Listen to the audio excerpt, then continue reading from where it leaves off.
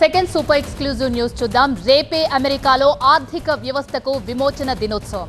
Yes, dirty 15 దేశాలంటూ టారిఫ్ల అమలుకు రేపే ముహూర్తం ఖరారు చేసింది యుఎస్ఏ. డర్టీ 15 దేశాల్లో 9వ స్థానంలో ఉంది భారత్. ట్రంప్ టారిఫ్ల ఎఫెక్ట్తో ఇవాళ భారత స్టాక్ మార్కెట్లు కుదేలయ్యాయి.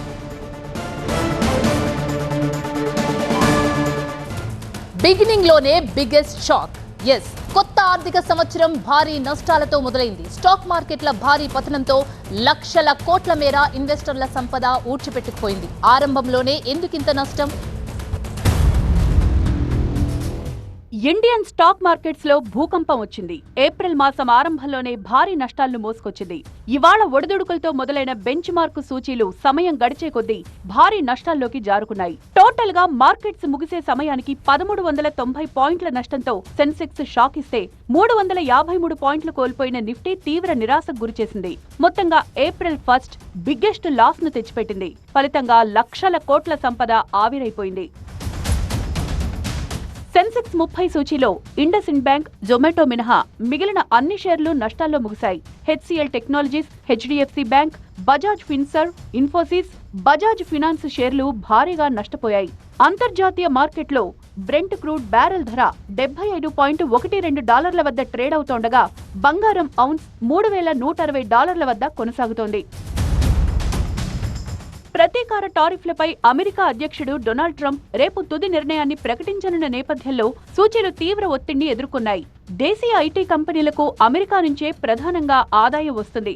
అలాంటిది అమెరికాలో ఐటీకి ఆశించిన మేర డిమాండ్ ఉండకపోవచ్చన్న అంచనాలతో ఐటీ స్టాక్స్ లో అమ్మకాలు వెల్లువెత్తాయి. ఫలితంగా భారీ స్టాక్స్ మార్కెట్స్ భారీగా నష్టపోయాయి.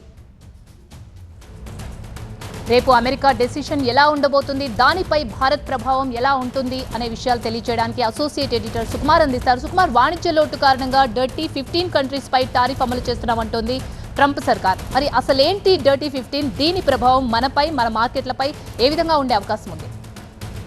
కొత్త ఆర్థిక సంవత్సరం మొదలైన మొదటి రోజే స్టాక్ మార్కెట్లు కుప్పగొలిన పరిస్థితి మనం ఈరోజు చూడొచ్చు. దాదాపు 1390 పాయింట్లు సెన్సెక్స్, అదేవిధంగా 353 పాయింట్ల నిఫ్టీ మనకి మార్కెట్లో మార్కెట్ క్యాపిటలైజేషన్ కోల్పోయిన పరిస్థితి. దీనికి మెయిన్ రీజన్ కింద కనుక మనం చూస్తే ఏప్రిల్ 2వ తారీఖు నుండి అమెరికా విధించబోయే ట్రేడ్ టారిఫ్స్ ఏవైతే ఉన్నాయో దానికి సంబంధించి కంపెనీలు కావచ్చు, సెక్టార్స్ కావచ్చు, ఎస్పెషలీ భారతదేశంలో అటు IT sector, automotive sector, pharma sector, ఈ 3 సెక్టార్లలో ఈరోజు ఫారిన్ ఇన్స్టిట్యూషన్ ఇన్వెస్టర్స్, అదేవిధంగా దేశీయంగా ఉన్న ఇన్వెస్టర్లు కూడా తెగనమ్మిన పరిస్థితి మనకు కనిపిస్తుంది. ముఖ్యంగా డర్టీ 15 కంట్రీస్ అని ఎప్పుడైతే ట్రంప్ చెప్పాడో, అంటే వాళ్ళకి ఎక్కువగా అమెరికాకి ఎక్కువగా ఎగుమతి చేస్తూ వాళ్ళ వస్తువులు కొనకుండా ట్రేడ్ డెఫిసిట్ క్రియేట్ చేస్తున్న దేశాలు ఏవైతే ఉన్నాయో వాటిని అన్నిటినీ కూడా కట్టడి చేస్తాను, మొత్తం ప్రపంచవ్యాప్తంగా ఉన్న ఎకానమీని అంతా కూడా రీసెట్ చేస్తాను, తద్వారా డాలర్ బలపడుతుంది అని చెప్పి కూడా ట్రంప్ చెప్పడం జరిగింది. అదే కాకుండా గతంలో Mexico, Canada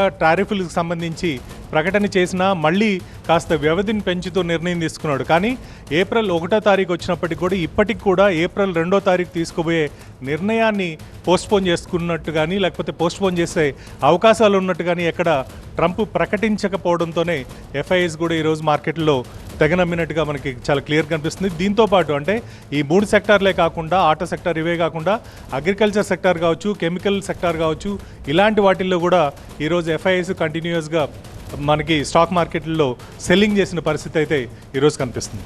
right, thank you Sukumar.